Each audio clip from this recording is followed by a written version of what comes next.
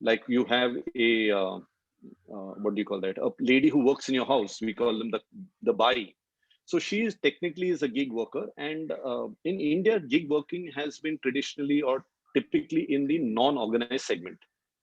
Recently, there have been a bill passed by cleared by the president, where we now have officially can employ gig workers. They have been defined in the Social Security Code as people who are not part of the traditional employer-employee relationship. With that in mind, we at HTI got together and formed an app called Collaborate. Collaborate will connect companies with gig workers, and they could deal directly with each other either through the app or offline. We have no issue with that. Um, when we launched Collaborate, we also realized that there is a lack of education as to what exactly is the gig culture or the gig economy. And we started this series of talk shows in which we invite eminent panelists to talk to us about the potential of the gig economy and the gig culture.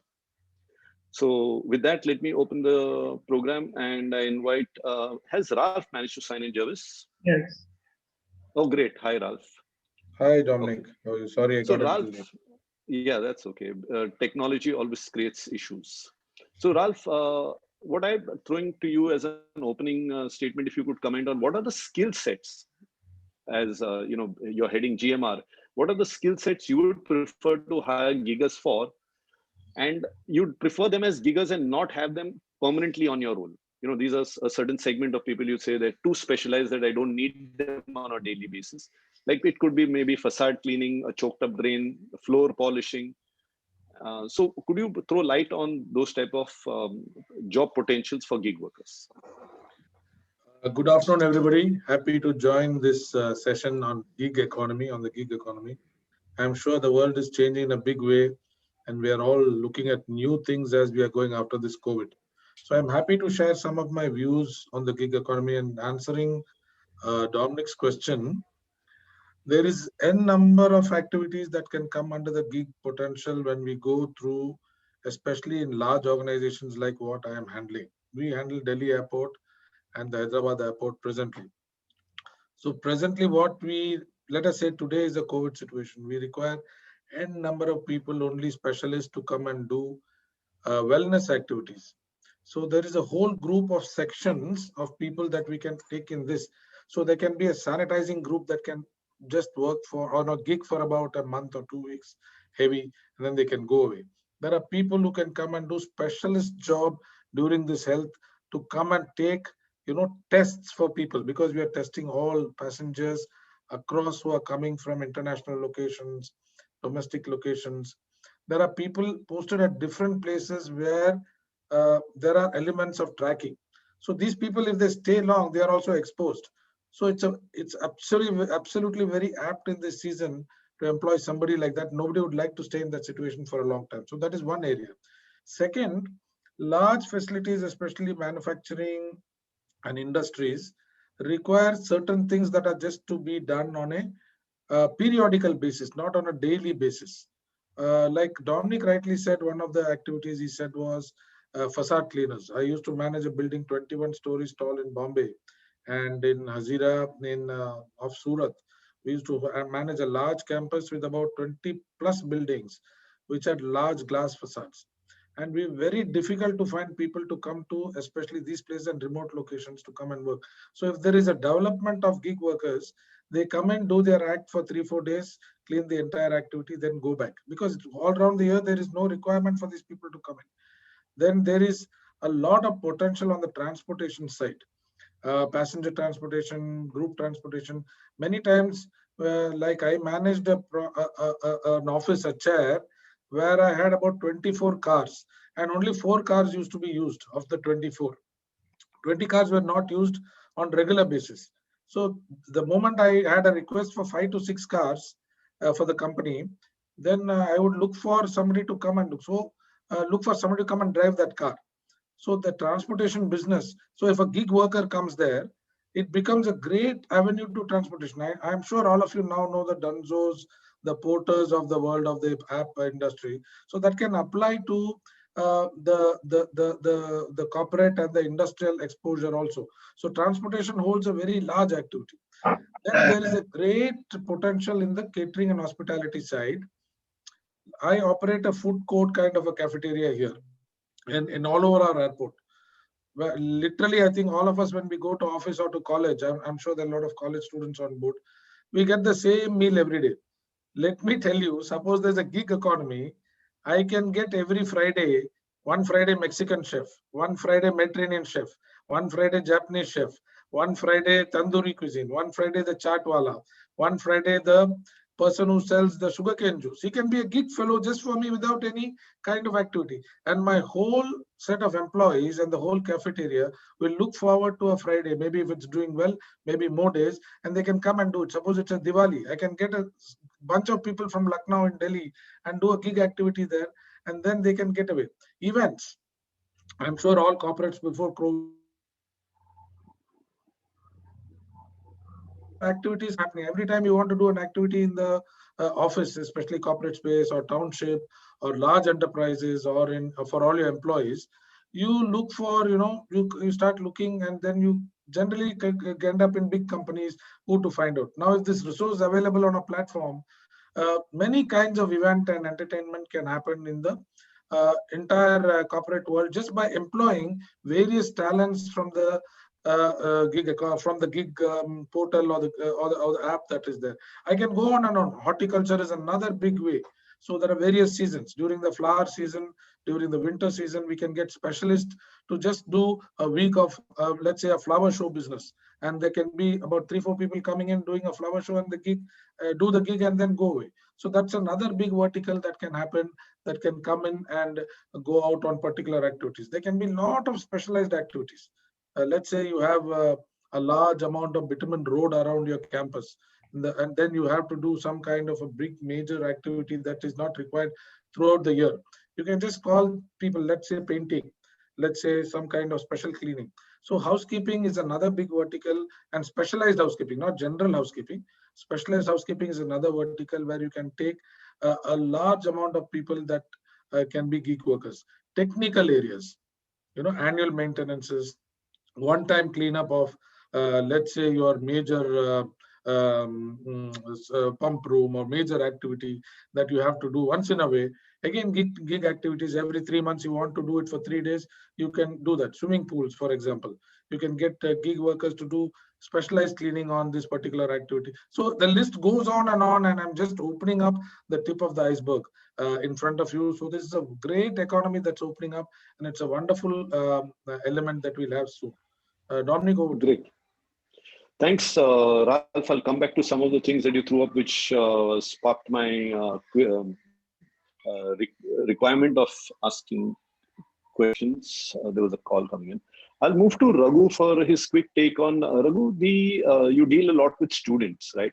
And let's say from the 0 to 10 category in terms of the 0 to 10 category, where a student is just leaving college and up to, let's say, 10 years of experience. Do you think they would consider a gig job? If yes, why? If no, why not?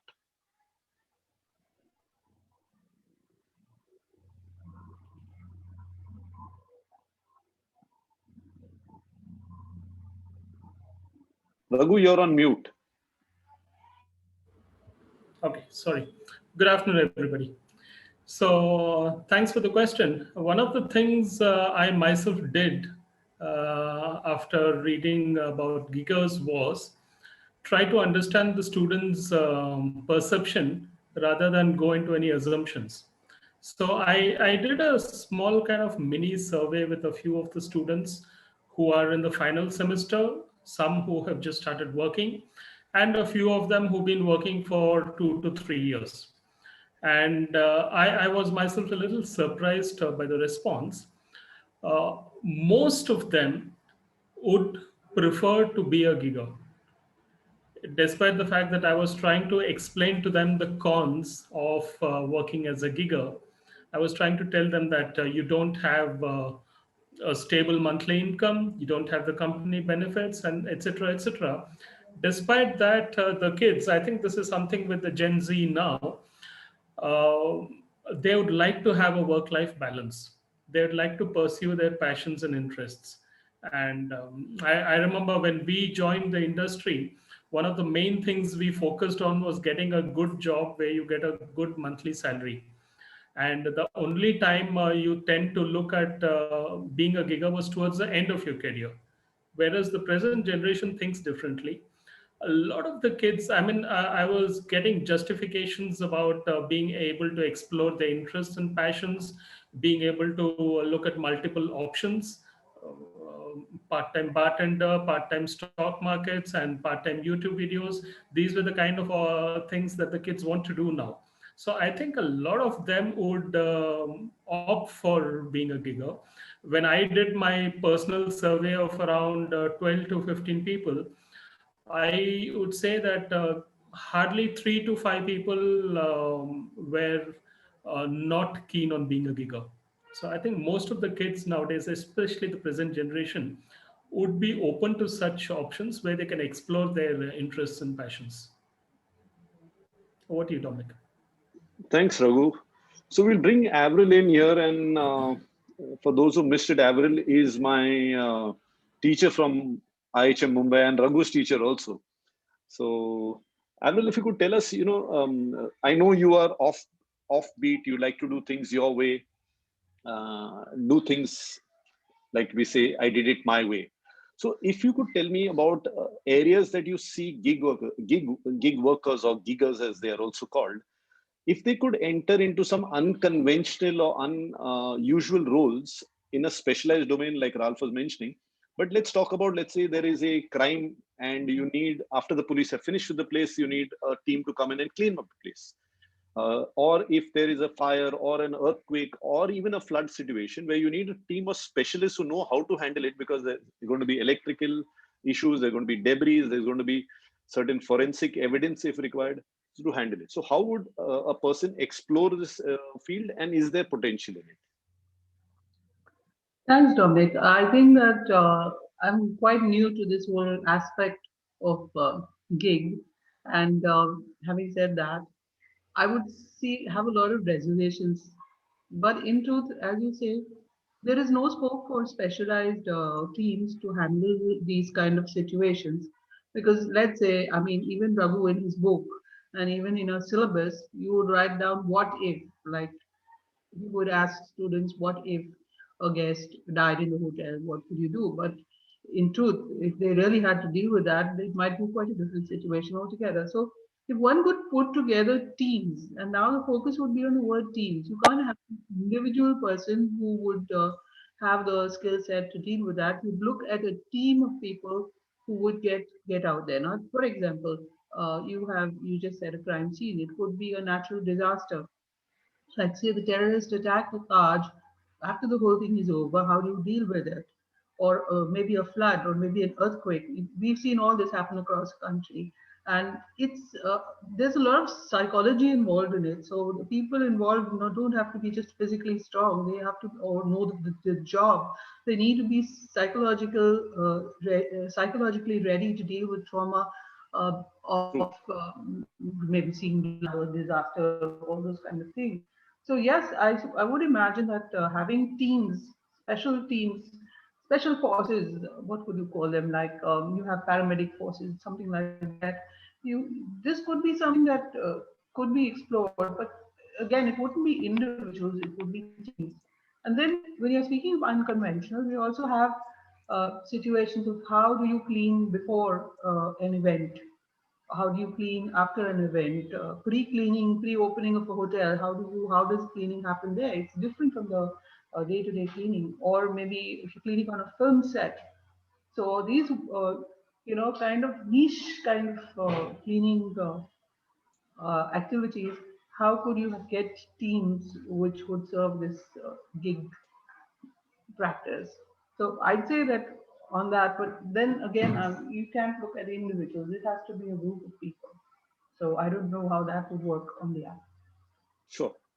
So not necessarily on the app, we'll come back to that, but I want to ask Ralph. So when Ralph mentioned, for example, that you had 20 vehicles and we needed 4 drivers at times, and There was also a time where he mentioned about, getting someone in to make Japanese food or Chinese food, and I like that idea.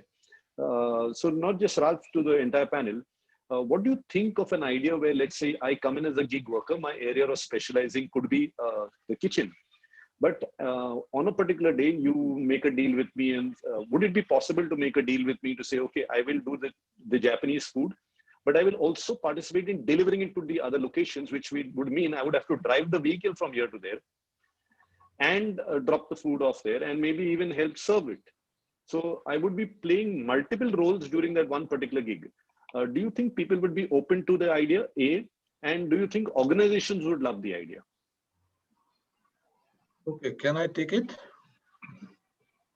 Sure. Can you? Yeah, your question is good. Yeah, Actually, it's a great opportunity for multitasking. I will not take your example. I will take another example. Let us say a person comes to for a gig work in an organization to do minor maintenance. Let us say I have called him to do the maintenance of a washroom. Let us say it's leaking. But if this fellow has multi-skilling of even some electrical knowledge, if he has got plumbing knowledge, if he has the basic carpentry knowledge, I don't have to call 3 people. One person can come in, fix my door, which generally happens in most of the washrooms across the country, wherever it's majorly used by mass. The door has got a problem, the water has got a problem, and the lighting will have a problem. This is generally everywhere. So one gig worker can combine and do 3. So the gig work, the gig economy is actually going to develop talent to become more resourceful and more talented, gain more talent in their sphere. Like you told, the food service. Depending on the, Dominic, the total activity that you told depends on the volume. If a person can prepare, serve, and deliver to a small group of people, why will he not want to maximize his profits by not employing other people? So he would like to do it from his side. He would like to keep just himself and do all the 3 jobs and maximize his profit. And from an organization point of view, let's say I'm going to call him, I will have less of trouble of doing gate passes, health certificates, cleanliness. I just have to deal with one entity, one person, and the fellow will understand what I'm telling him instead of 3 people telling, because everywhere it's the human problem. People perceive it differently. If one person comes, it becomes. So it's a great tool, but there's a flip side to it. It may reduce or look at giving half-baked ideas. The same person cannot be an expert in all the 3 or 4, like I told you. Electrical person can only know the basic. But to that level, gig economy can be very good, especially in the rural areas. This will give a great boost to people who can take care. Let's say a driver is there who can also do courier work. So both things he can kind of combine. If a driver is a delivery person, he doesn't have to employ another driver. So he be the driver himself. Understood. Like many things abroad. Okay, that's my take on this. Great. So I have another question actually, and this one would be more to do with students. So Raghu, you mentioned that students are open to the idea, and Avril also has a lot of experience with dealing with students. My question is, how would the parents perceive it? Because you see, in India, in the Indian subcontinent, we are driven by what our parents' dreams are, wishes are, the way they see things. So how would parents like the idea of, my son being a gig worker? And would they face a challenge there? Yeah, Dominic, I think that will be a challenge because the parents are the previous generation. And for them to accept a gig work or their child as a gig worker will not be easy. I do agree with that. The other thing is the parents' imposition of the career on the children is also gradually reducing. There was a time when the kids had to follow the parents' wishes. Now, most of the kids select careers about which the parents have absolutely no idea, including you and me. I mean, we are of a generation where we thought of engineering, medicine, and probably hotel management itself was something, a unique career that we selected. So a lot of the existing careers are not known to parents. So I think that may not be that much of a challenge, because the kids are venturing into areas which the parents know nothing about. One. And the other thing is the present generation also is more dynamic in the sense that they would be able to justify it. I mean, I was really speaking to one of the students, and that's why I say this, where I was trying to discourage him and said that you don't get a steady monthly salary, you don't have the company benefits. So why do you think you'd like to be a gigger? He actually told me that I can invest in the share market. I can be a YouTube video maker. He's a final year student. He said, I have actually helped my cousin set up a restaurant. So I can be a part-time consultant after the course, which I will not be able to do if I take up a full-time job. And he kind of cornered me into, justifying that a giga is better, even though I was trying to discourage him. So I think the same applies for parents as well. It will be a challenge. Parents will not be able to accept it easily, but I think eventually gigas are here to stay. But I think on the other side, speaking from the industry's point of view, which probably Ralph can, tell whether I'm correct or not, you need non-gigas as well. It's not that everybody is going to be a giga at any point of time. Gigas are going to be a percentage of organizations, but for company loyalty and driving the organization, you need stable long-term career people as well. Yeah. Okay, so I got that. I think Avril wants to add to that. Yeah, I want to add to that, and I also want to mention something that Ralph said. What he was saying is that the kids today are all up to the gig economy, and they're willing to sign on. That may be so, and on a personal note, I'd say that when I joined IHM as a teacher, I went on for 40 years doing the very same thing, but then got fed up halfway, then started doing something else. So that opportunity was never there because you were stuck with that 9 to 5 job.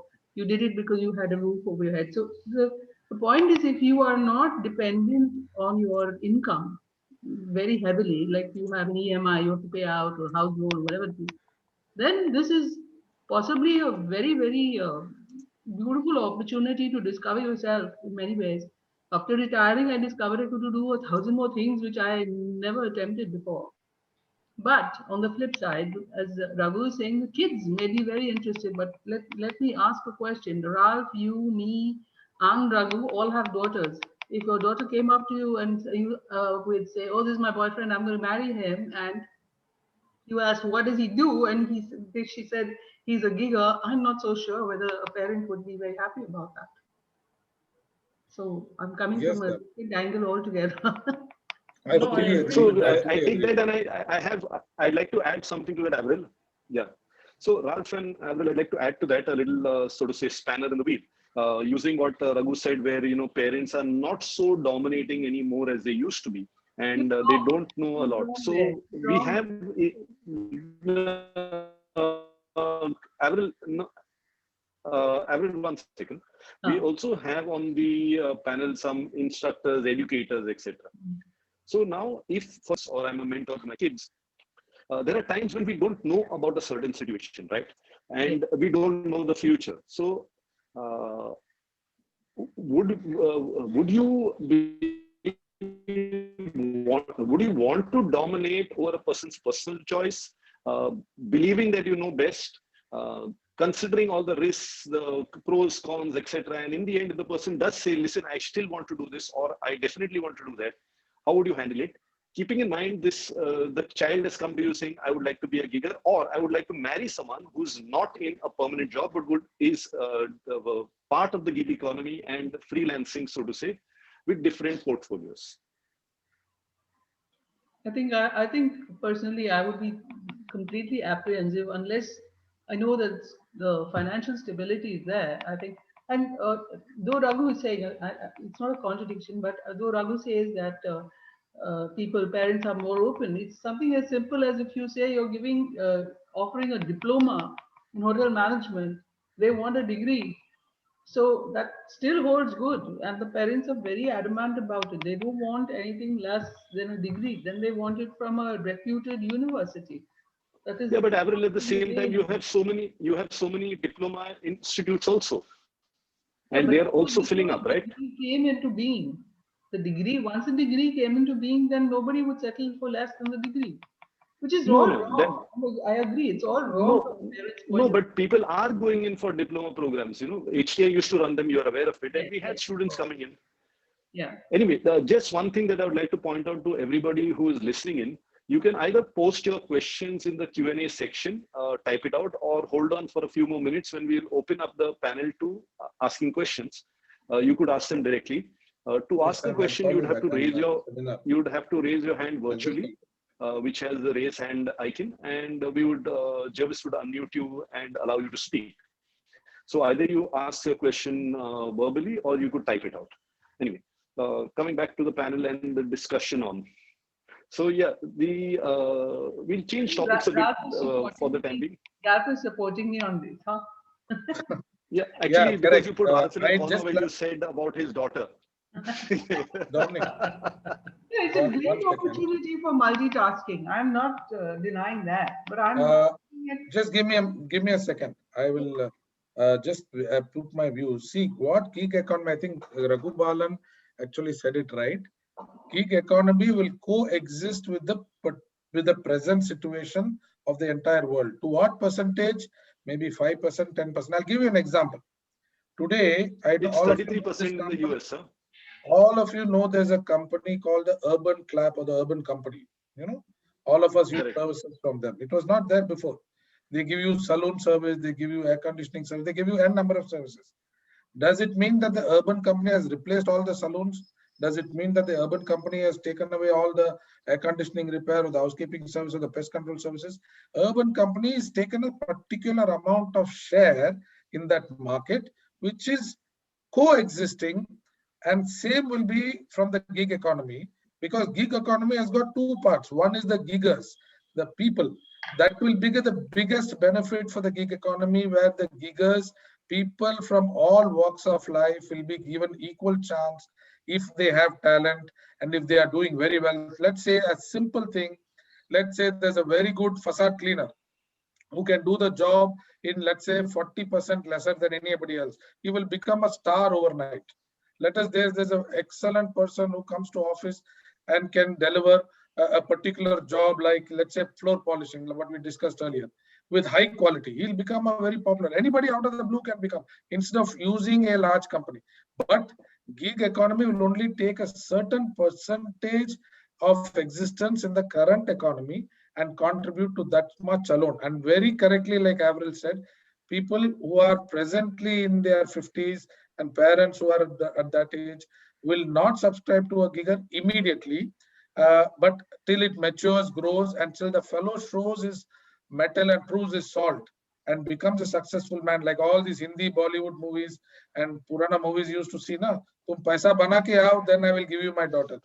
That will be for a gigger if he comes up. Unless he proves himself successful, the economy or the society will I'm going to flip this. I'm going to flip this slightly, Ralph, while you're still talking. What if the female is a gigger? Doesn't matter, right? And the Can I parents tell have you a story? experienced her as a gigger, and now, yeah, go ahead. Can I tell you my story? I used to be in Goa doing a particular project for about 3 years. And this project was very interesting. It was for my company. And every time, it was not a regular project. We used to go there, and every month we used to go there for 3-4 days, or 2 times 3-4 days. And then we had to find people to do our work. We did interiors, we did boats, we did entertainment. It was more social of a project. And every time I went there, I found some of the best. I didn't know there was a gig word called gig then. Every time I went to Goa, I will find a new talent. And believe me, Dominic and rest of it, many of them were women. I think all of them are still contacts on my phone for good purposes. And all of them, many of them, 50% of them were on my giggers at that point of time, who used to come and deliver amazing things for us, which I didn't know was giggers. So women were there.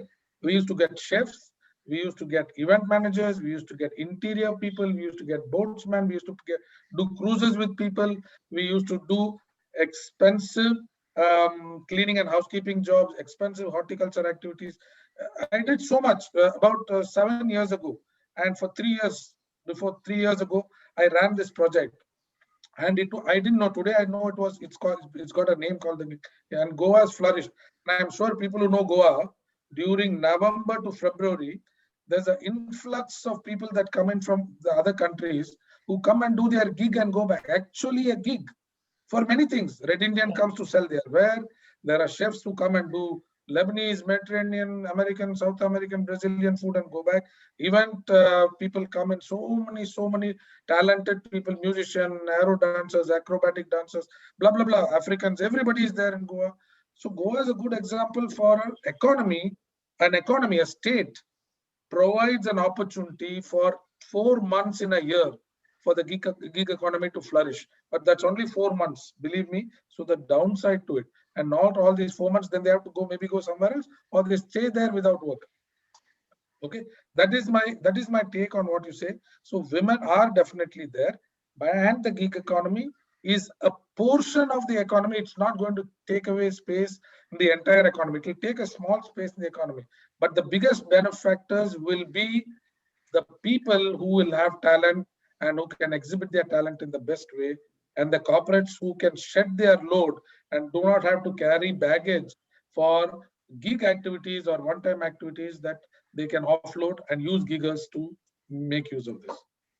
Sorry, I took Okay. time, but I thought I made. Yeah, now you've answered the question, and also I have more follow-up questions. But what I'm going to do is I'm going to open the floor to questions. We'll take some which have been typed and sent in. Request the panelists to answer, like, in brief, because I see there are quite a few questions coming up, and we've got we've got a shortage of time.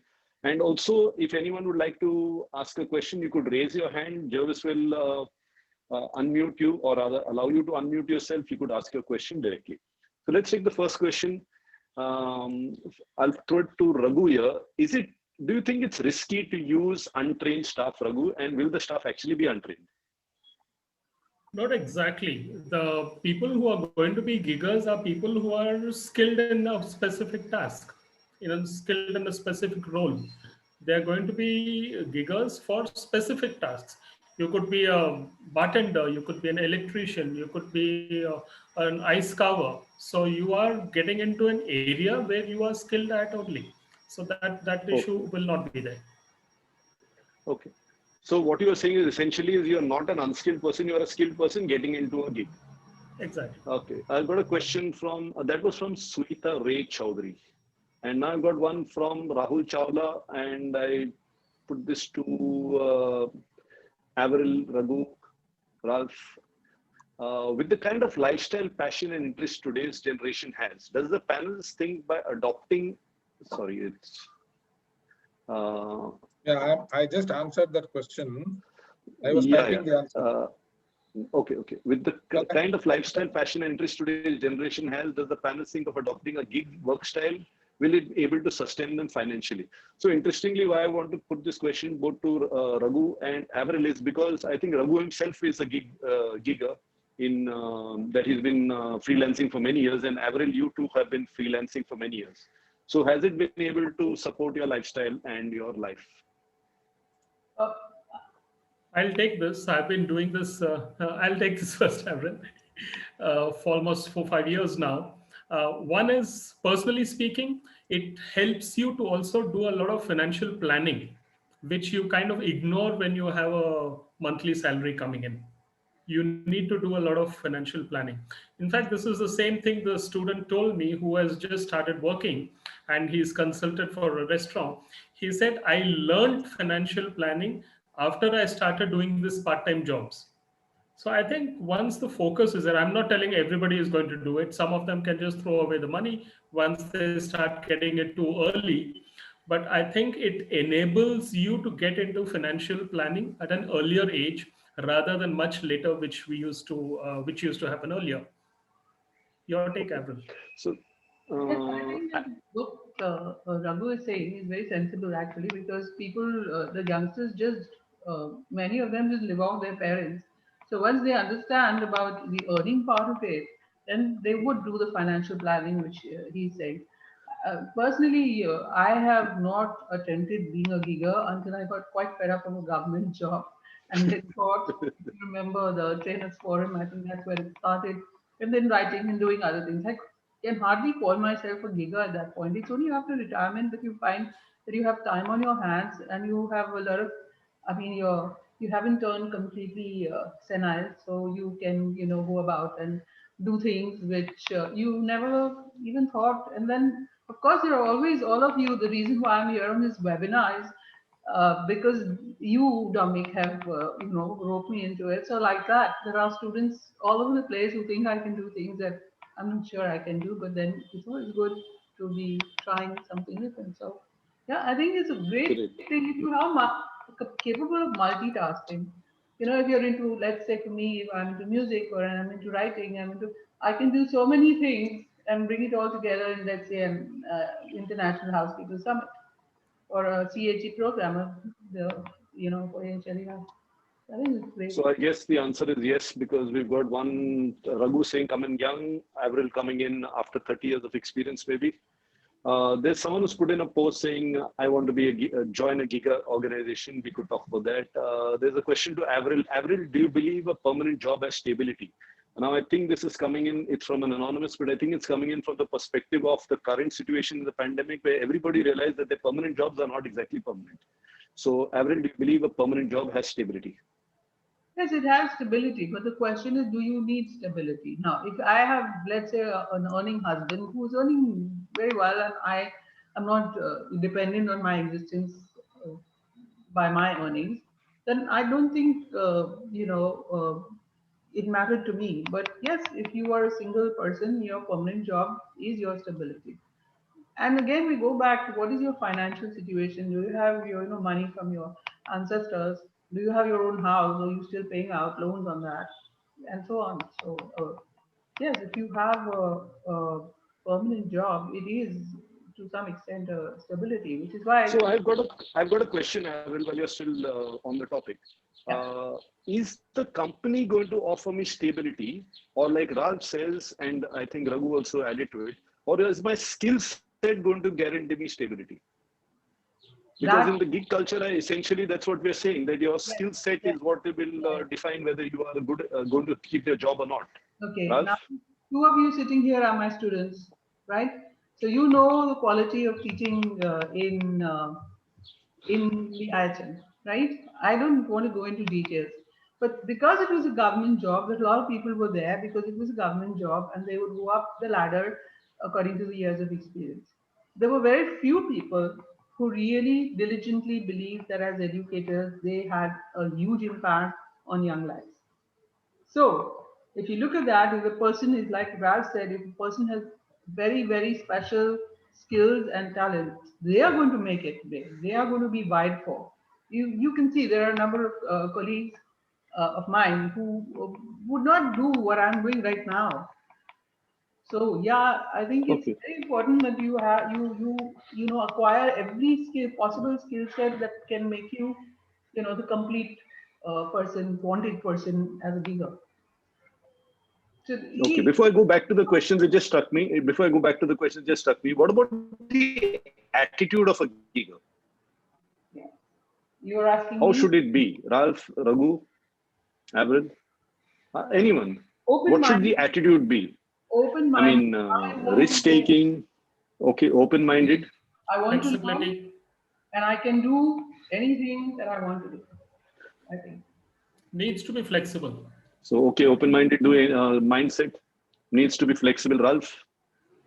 Yeah, see, what I feel attitude for people who are wanting to get into the gig economy should be mini entrepreneurs in themselves.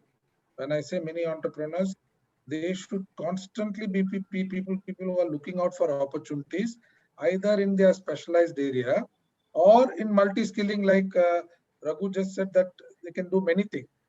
Their attitude should be hungry for opportunities, so that they will make themselves, because to start as a gigger and establish themselves, it takes a long time. It's not going to happen overnight. So they should be hungry for opportunities and proving talents, which is the first activity. The second thing, whatever they do as giggers, because they are not part of a company, there is no protection, no umbrella from a company, they are all on their own. So whatever they do, the second attitude is minimal downtime or minimal mistake or close to perfection activities, which will give them word of mouth, because it's going to be a social media world. All these giggers are going to be promoted by apps, social medias, Facebook, whatever, the entire gamut. So they should be close to perfection people who will get their success by more word of mouth than spending on advertising themselves or bringing, which is a drain in them, for especially for small time giggers. Last time giggers can do that. Third is they should have continuous activity that is going. And I will tell you an example. Let me say one doctor is employed, let us say, in a very big in a hospital, in a proper hospital, employee of that. And he did 5 very good heart operations, and he became very successful. He saved people who are dying. Will there be a demand for him or not? Sure, there will be a demand for him. What he will do, he will leave that hospital and become a gigger. He will go to 50 hospitals and perform cardiac surgeries, where everything, if it's a success, he will become a successful person in all ways: money, profession, family, society, XYZ. So just the example of this doctor, which we never knew it was, many doctors are still there. They're actually giggers. They hop from one hospital to another, and they have their own identity. They are not attached to anybody. If you go to any of the corporate of the big hospitals, there are giggers who come in, like doctors who are, I can't call them giggers, but they are on their own. So that's just an example. So if a person's attitude is to find opportunities, do their best with close to perfection, minimize risk and failure, and have the best attitude, like Avril and others said, have the best service attitude that can satisfy. Service attitude doesn't mean that you have to be humble and humble. Suppose you're doing a security gig, you have to have that assertive attitude. The best service attitude, if you possess, the 3 things will take you to places, along with continuous improvement of learning what is new in your particular field. That will take you to heights. Okay. So what you're saying is basically, yeah. So basically what you're saying is be an entrepreneur, because everything you've described is about being an entrepreneur. Absolutely. You are an entrepreneur. You are a gigger is one thing, but an entrepreneur. Okay. We'll take the next question. And Ralph, request you not to type out an answer because it goes off my screen and then I... oh, okay. Sorry. Yeah. Okay. Is it a good time to... This question is from Siley. Is it a good time to consider becoming a housekeeper, considering everything is getting automated? Do we have a choice, by the way? Anyway, so is it a good time to consider becoming a housekeeper, considering everything is getting automated? Avril and everyone's gone silent. Of course, it's absolutely a good time. This is the time where you realize that if you were a good housekeeper, you wouldn't have been dying fighting this COVID. All the things which are naturally supposed to be hygienic, I think Raghu will agree, were never followed. And then suddenly everybody's sanitizing hands and wearing masks and all this kind of things. Some of the things should have been done even before we got slapped by this pandemic. No, housekeeping, I think, has become one of the most important departments now in hotels. Sometime earlier, people used to associate hotels with F&B only. But now I think housekeeping, even though people were saying is the backbone of the hotel industry, it has literally become one now. Other than that, I think I'd just like to add something here. One of the students, when I was talking to him about the gig, also mentioned, since the department thing came up, a lot of people keep thinking which department to join. And then after they join, they realize they're in the wrong department because their passion lies elsewhere. This happens pretty often. And then they are in 2 minds and they want to change departments.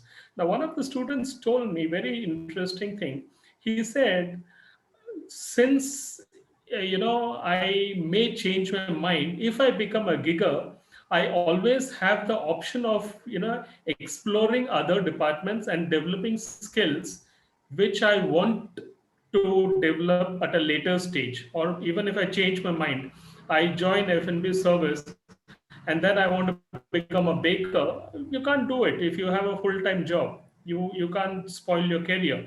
Whereas if I'm a gigger, I can develop other lateral skills and become a, be an ice carver. I can also be a bartender. So he says I can explore different skills and then also identify which my true passions are once I start working, which I could not explore when I was studying. So I think that's another interesting thing which can be explored. Yeah, so actually, Raghu, if you remember, even I was doing gigs, but we won't talk about that for about 5 years when I was out of college. Anyway, so there is one question I've scrolled down a bit. Catering students who do part-time waitings after college hours can also be called giggers. Yes, they are giggers. Yes. So don't you think the education institutes are promoting giggers? Panel, In a way, don't you yes. think education institutes, in a way, yes? Yes, they are Is that promoting, I think it's promoting always giggers. been there.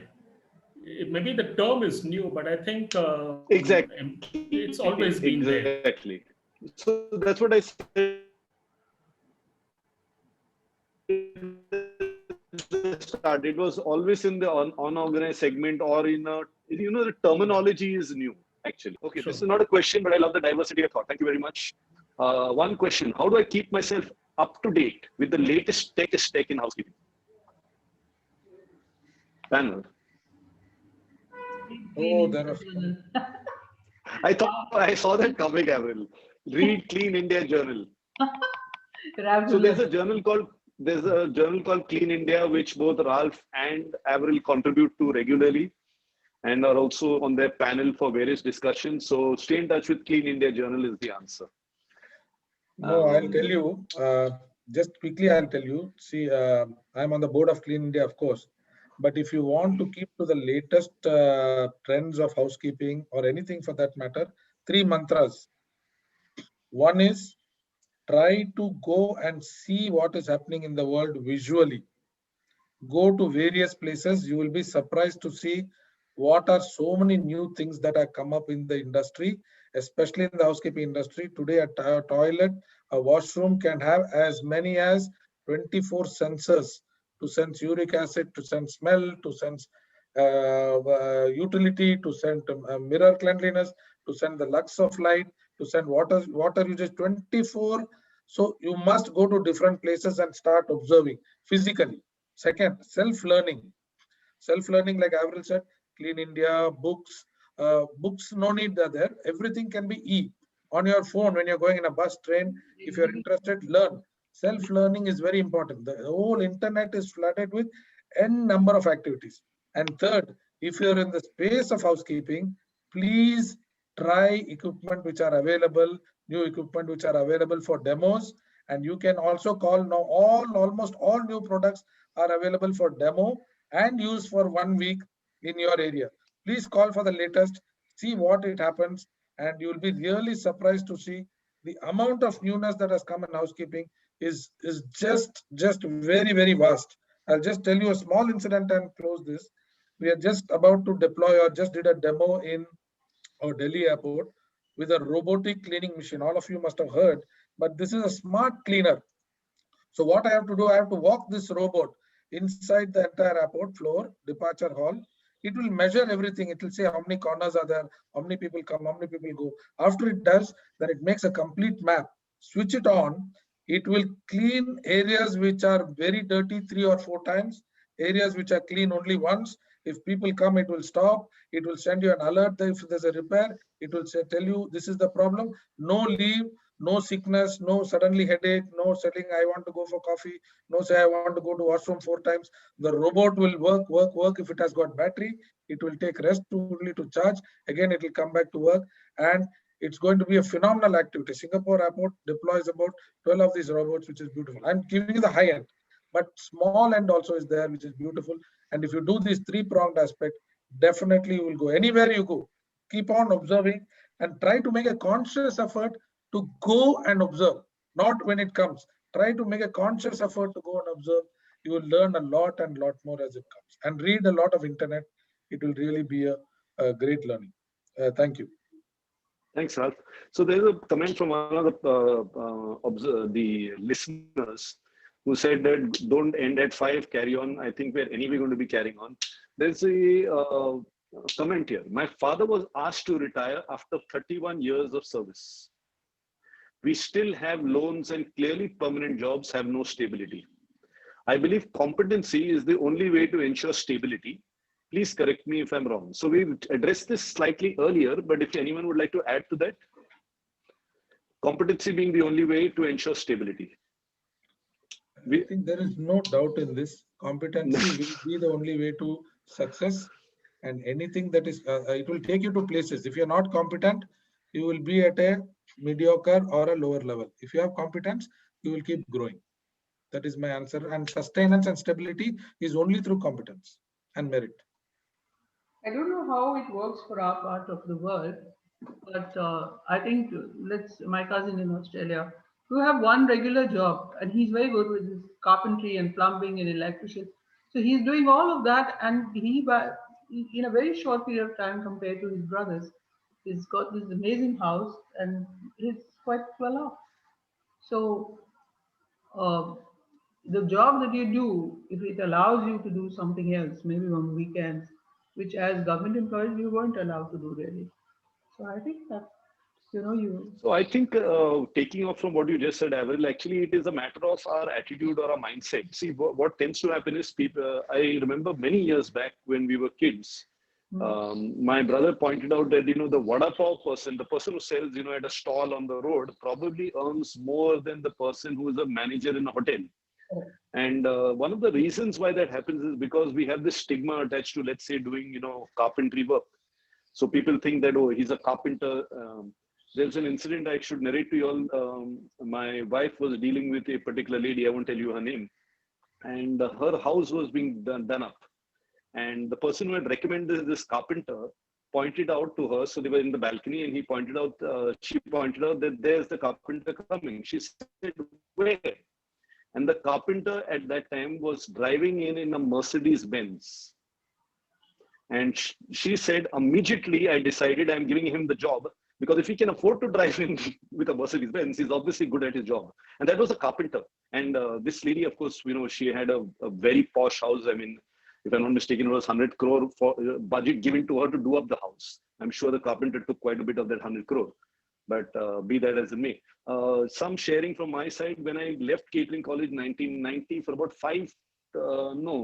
10 years to around 2002, 12 years. I was also doing gigs. So Avril would know I did a couple of gigs with her husband also, where I helped him out with his catering services.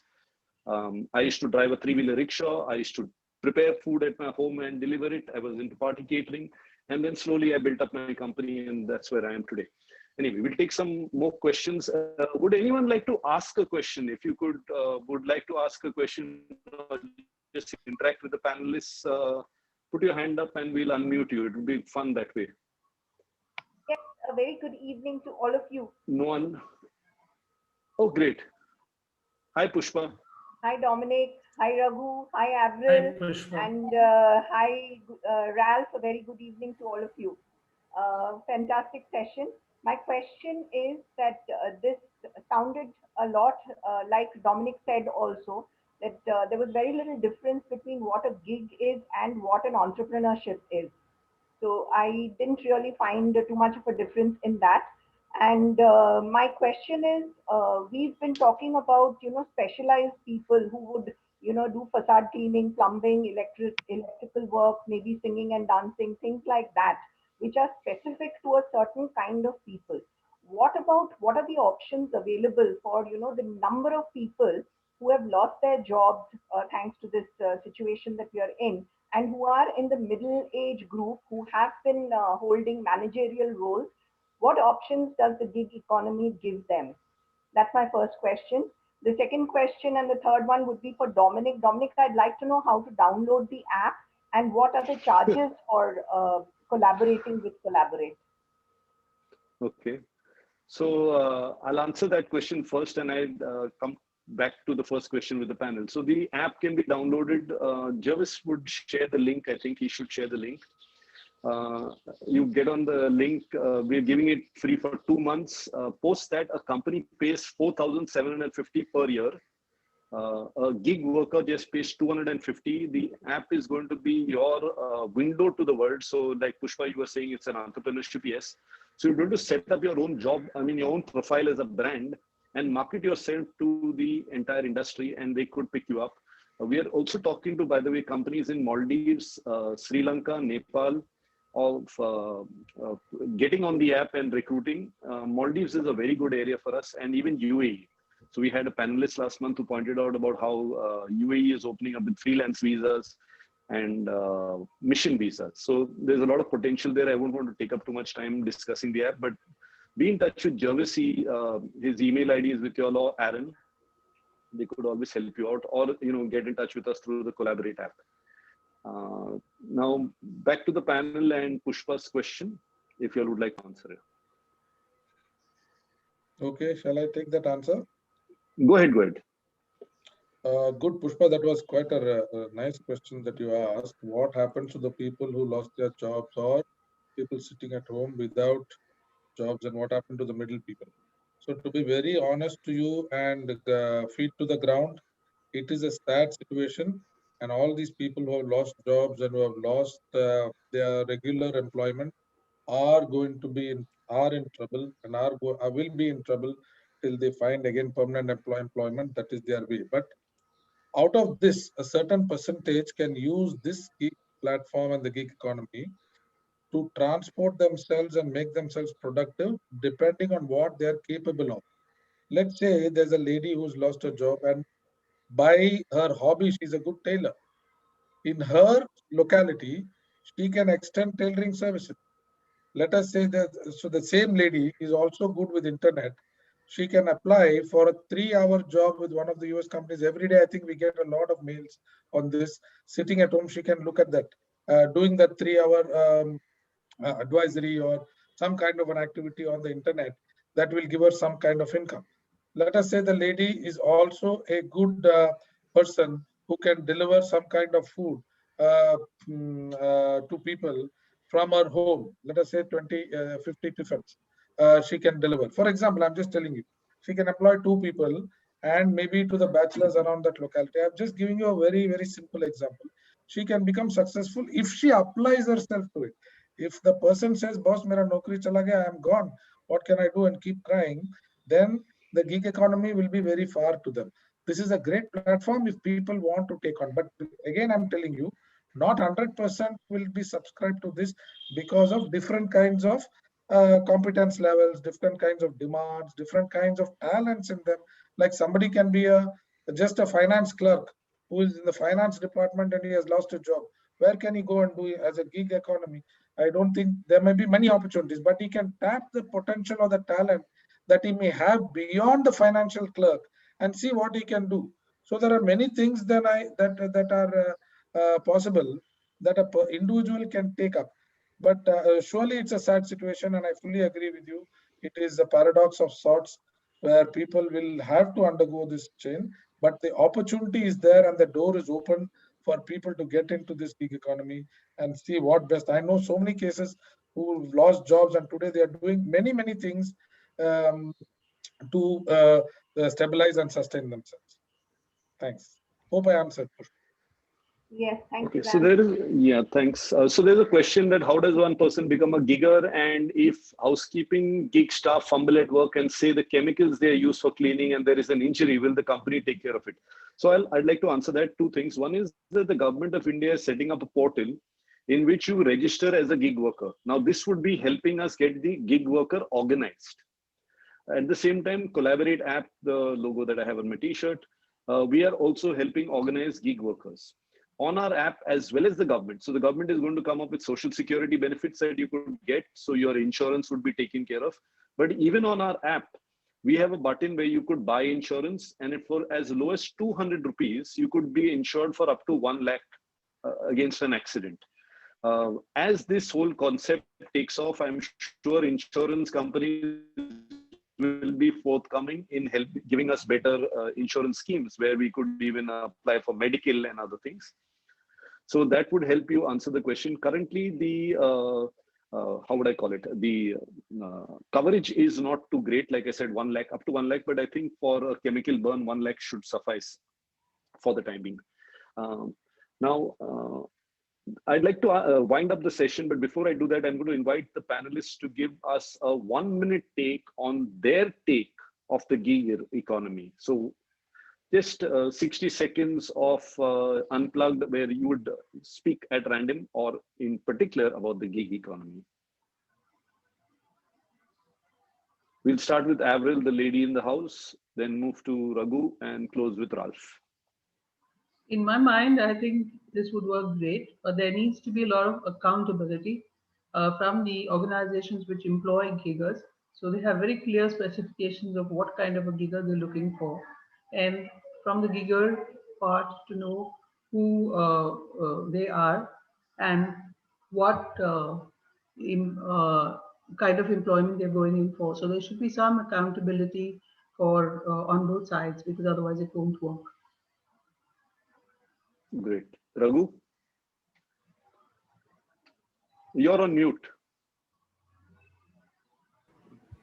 Okay, since there are quite a few students in the audience, one of the things I'd like to tell them is being a gigger is great, but all those who do not want to be a gigger, do not think you're going to be left out. It's a great thing not to be a gigger as well. Because when I was speaking to the students, I realized that quite a few of them had a justifiable reason to not look at a gig employment, which is fair enough. It's just that both have its space. It's great to be a gigger, and it's also great to not be a gigger on your interests, on your abilities, and your priorities. So both are fine. But in case you want to be a gigger, you don't have to think of that as a negative or a positive. It's just that your personality could probably be more suited to be a gigger. And for those who do not want to be a gigger, that is equally fine. It's just that your options are more now, broader, and you can explore it on the basis of your skills, talents, and interests and priorities. Yeah, thanks. I like that. Skill, talent, interests, and priorities. Ralph, your final word. So I'll just take a minute to tell what I have in mind. This economy definitely is going to be unleashing a new trend for the 4 stakeholders. So one is the people or the gigger themselves who have got a lot of talent, who have got potential, and who want to be giggers and do multiple things. Provided they give their best out, it will be a very good activity. And like Raghu said, there's no necessity that you have to be a gigger. But at the same time, if you're a good gigger, you can go to places. I'll just share with you. I don't know if you saw the Republic Day this time. There was a girl who played I can say in a metaphorical way, a gig of riding her father 1,500 kilometers to Bihar on a cycle. I think that's a gig. She became world famous now, and she'll become the ambassador of the state. So a person who does excellent work on their gig, on their performance, can go to great heights if their performance is very good. So the gig economy opens up to the giggers, and it's not imperative that everybody should become a gigger, provided you have the aptitude, you have the backing, and the right quality. You cannot just get out of college and become a gigger. Let's say a doctor, can he go out and become a gigger the same way he comes out? Or let's say an engineer, he has to have experience.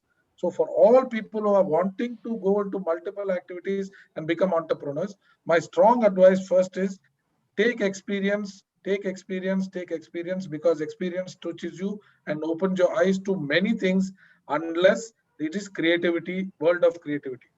So that is for the gigger. The second is people who are deploying and employing giggers and sending them to other corporates or other places.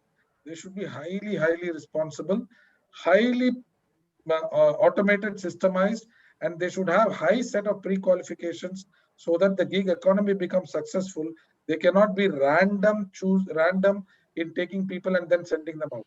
So whoever is the gig platform, they should be highly responsible to select the correct kind of talent, kind of people, kind of resource, and then deploy them, which will make the gig economy very good.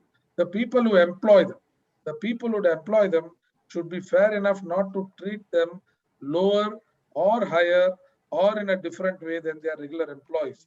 They should give them a correct kind of status in all ways, including emolument, salary, the way they respect them, the way they call them, and they should be able to respect the activity and nurture them as they go. That will help the gig economy to grow in a very big way, which will open up a lot of things which is mutually beneficial for every single person who's there. And lastly, the country, the society, the economy, there will be a great amount of leaps and bounds of pluses when I talk about the society, country, and economy, because many people who today have got talent and who don't have opportunity will be part of this, and they can get an unleash of opportunities and activities that if they want to and not be lazy, they can unleash, and the economy will grow, the society will grow, and the country will grow to a better status if the economy flourishes and everybody becomes employed,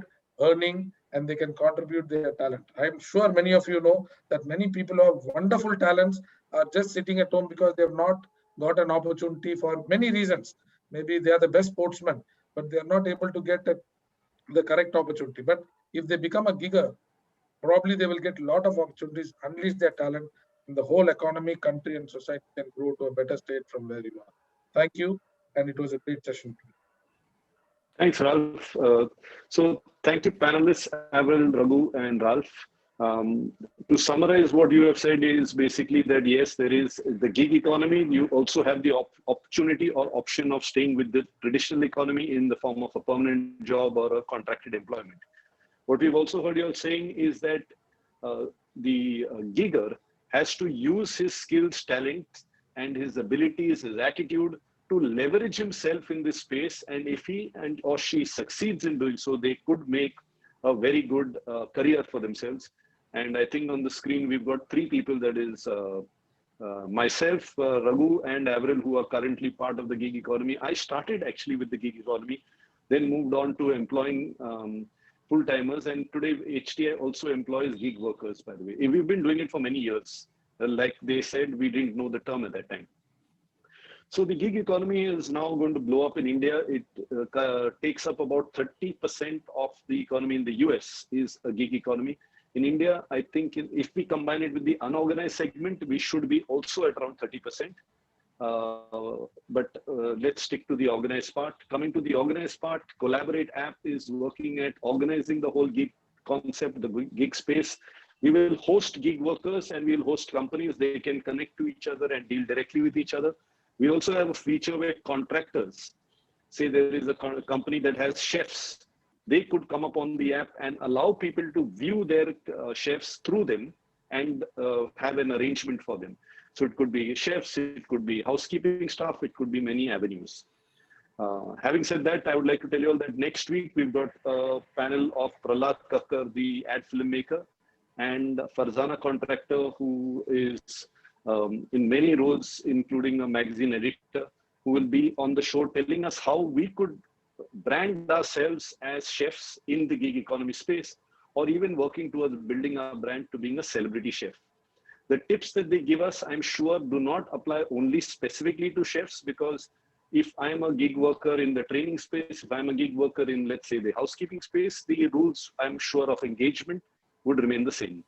So thank you very much for signing in, and we'll see you all again next Friday. The program timing may change, but we'll be back again on Friday. God bless, keep rocking, don't forget to roar. Thank you, and all the Thank best. you. Thank you. Bye to everybody. Bye. Bye. Bye-bye.